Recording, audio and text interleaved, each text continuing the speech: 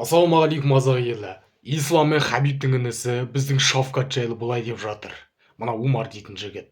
Шавкат дейді чемпионды, яғни исламды жекпе-жекке шақыруға, оған визит тастауға лайық емес дейді, ал керек болса. Бұны қоя тұрыңыздар. UFC-дің жауынгері Хоакин Батли дейтін жігіт біздің Шавкатты жекпе-жекке шақырып жатыр. Оған Шавкат қара бала таяқ жейсің деп жауап беріпті. Қысқасы мына видеоны түбіне дейін көріңіздер, өте қызық болады. Басынан бастап айтайық.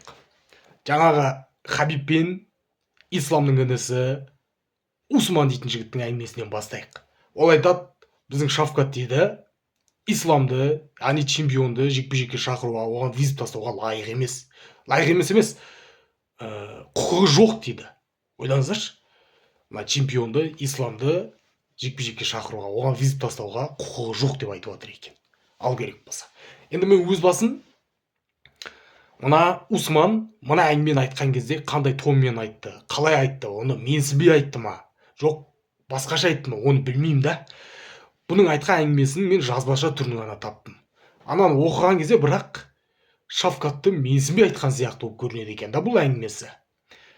Әсіресе мына жерін қараңыздар, мына жер. Қазір мына Усманның айтқан әңгімесін экранға шығарып қоямын, ананы ерінбей тоқтатып оқып шығыңыздар. Мен өз басыма сәл біздің Шавкатты менсінбей айтқан сияқты болып көрініп қалды да бұның әңгімесі.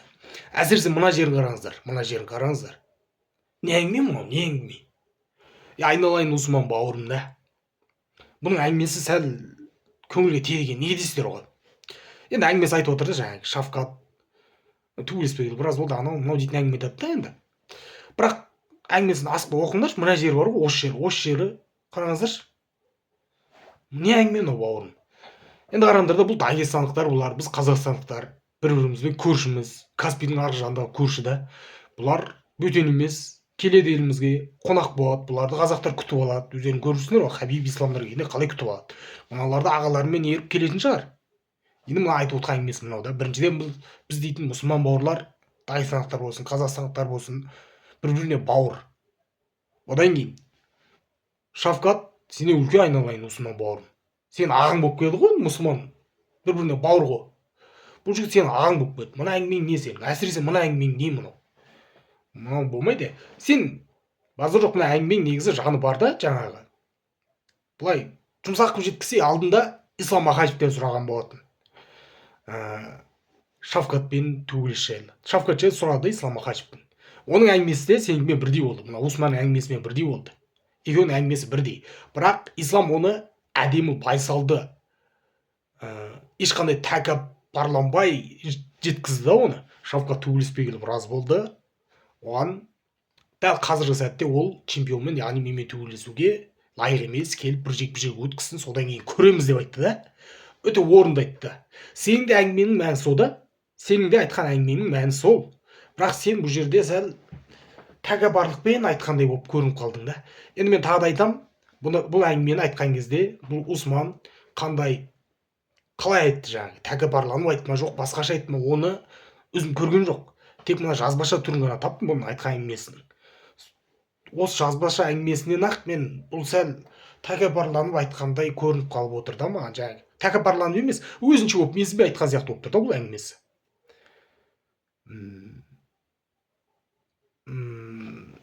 Көп адам ұнамай жатыр Усманның мына әңгімесі. Сол. Сен жаңағыдай айтсың, Ислам маған сияқты. Базар жоқ, красавчик мына Шавкат мықты төбелесетін жігіт. Бірақ дәл қазіргі сәтте мен ағаммен, Исламмен, чемпионмен төбелесуге лайық емес. Неге? Өйткені бұл жігіт төбелеспегелі бір жылдай болып қалды. Жаңағыдай титулды жекпе-жекте мүмкіндігін жіберіп алды. Келіп бір жекпе-жек өткізсін, содан кейін көреміз деп айтса, сөйтіп айтсаң, онда елдер саған ренжімейтін еді. Мына жігіт дұрыс айтып отыр, негізі сөзінің жаны бар деп айтатын еді. Міне. Сол. Енді бұл Усман кім деп алсыңдар ғой? Бұл жігіт Хабибтің бауыры болып келеді. Алдында біздің Бекзатпен төбелесті ғой. Умар дейтін жігіт. Бұл соның туған інісі. Умар мен осы Усман екеуі бір үйдің баласы. Бұл Хабибке бұл екеуі бір адам балдары ғой. Хабибтің әкесі мен бұл екеуінің әкесі туған бауырлар бір-біріне, көрінді ма? Бір атаның балдары бұлар. Хабибтің әкесі мен мына Усман мен Умардың әкесі бір кісінің баласы болып отыр ғой. Міне, осындай ағайындылар бұлар. Сол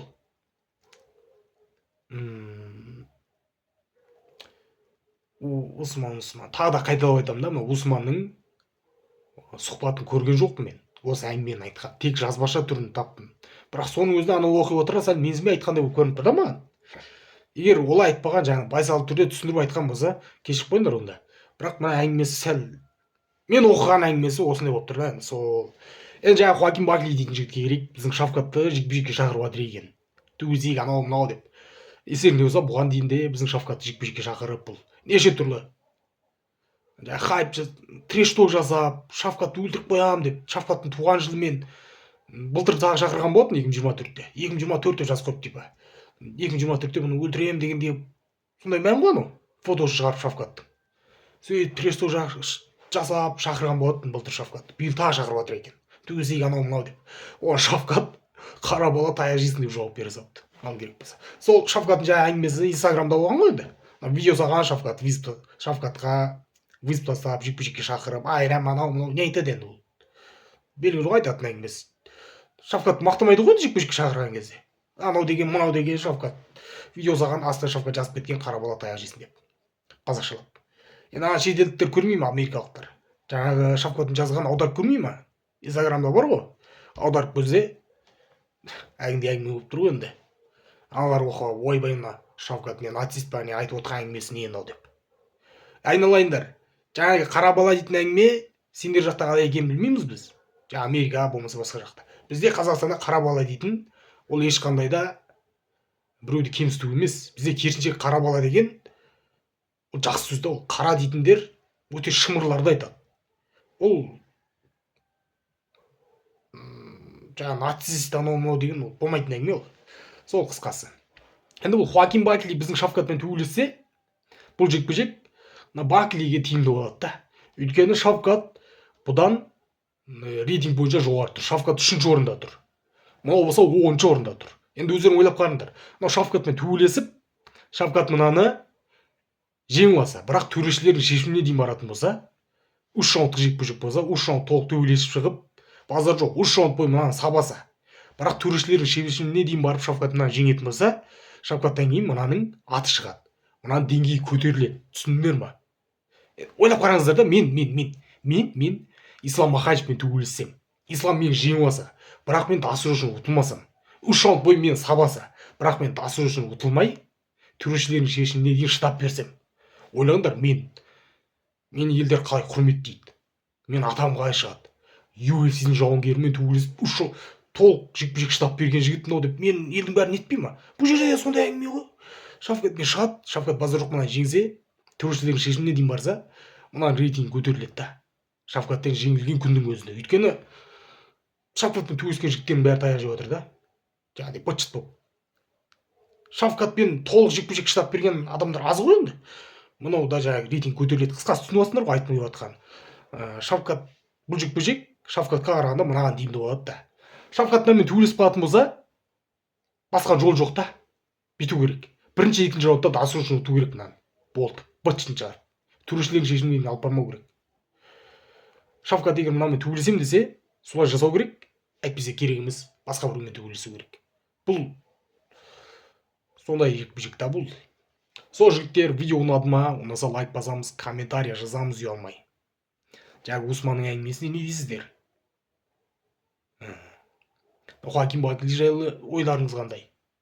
Каналға жазылыңдар. Жақсы, давай.